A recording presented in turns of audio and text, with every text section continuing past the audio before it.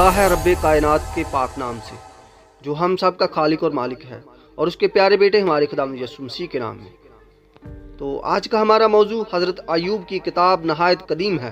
اس پر ہم چند دلائل آپ کے سامنے پیش کریں گے۔ ویڈیو شروع کرنے سے پہلے درخواست کی جاتی ہے کہ کمنٹ سیکشن میں اپنی رائے ضرور دیں۔ اکثر لوگوں کا یہ نظریہ ہے کہ ایوب نے ابراہیم کی پیدائش سے پہلے زندگی گزاری۔ اس صورت میں ایوب کی کتاب کے واقعات ابراہیم سے پہلے ہوئے۔ بہت سی ایسی وجوہات ہیں جن کی بنا پر ایوب کو تاریخ کے اسی حصے سے منسوب کیا گیا ہے۔ اول، اس کتاب میں کوئی صاف ذکر نہیں کہ وہ یہودی تھا۔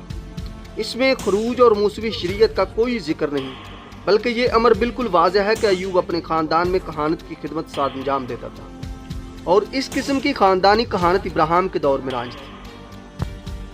دولت کا تعین مویشیوں اور دیگر جانوروں سے کیا گیا ہے، اور یہ خیال بھی ابراہیم کے دور میں پایا جاتا ہے۔ ایوب 200 سال سے زیادہ عمر تک زندہ رہا، اور زندگی کا یہ عرصہ ابراہیم کے دور سے پہلے کا تھا۔ علماء موسیقی کے سازوں اور پے کی ساخت کی بنا پر بھی ایوب کی کتاب کو پیدائش کی کتاب کے پہلے حصے سے منسوب کرتے ہیں۔ جہاں تک اس کتاب کی سن تصنیف کا تعلق ہے، علماء نے 2100 کافمیم سے لے کر 2000 کافمیم تک پیش کیا ہے۔ غالباً یہ کتاب ابراہیم سے کچھ پہلے کے دور یا سلیمان کے دور میں قلم بند ہوئی۔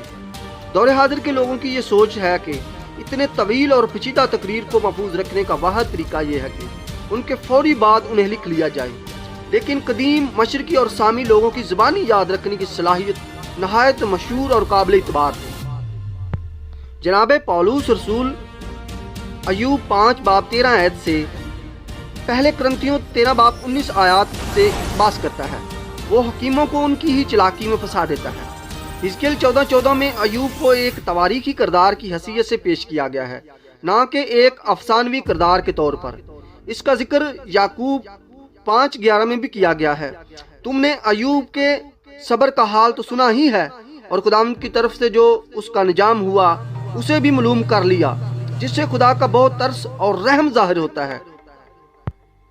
ایوب کی کتاب کے کئی بیانات کے بارے میں اکثر کہا جاتا ہے کہ اس میں سائنس کا ترقی یافتہ علم پایا جاتا ہے۔ بخارات و بارش کا چکر، ہوا اور موسموں کی سمتیں، انسانی جسم کی تشکیل و ساخت، زمین کا خلا میں مطلق ہونا، سمندر کی تہ کے حالات، بادل و بجلی کا تعلق، آسمانی سیاروں کے مدار اور ان کی زمین پر اثرات۔ میرے خیال میں بائبل میں یا بائبل کے باہر ادبی لحاظ سے اس سے بہتر تحریر موجود نہیں۔ پوری کتاب مقدس میں ایوب کی کتاب اپنی نوعیت کی واحد کتاب ہے۔ بائبل مقدس میں شاید یہ کتاب سب سے قدیم ہے، کیونکہ حق و باطل، راستی اور ناراستی کی ساری بحث میں شریعت کا کوئی حوالہ نہیں دیا گیا۔ حضرت ایوب کی کتاب کا مضمون انسانی مصیبت کا بید اور انسانی تکلیف کا مسئلہ ہے۔ سب لوگ مصیبت کیوں اٹھاتے ہیں، اور خصوصی طور پر راست باز دکھ کیوں پاتے ہیں؟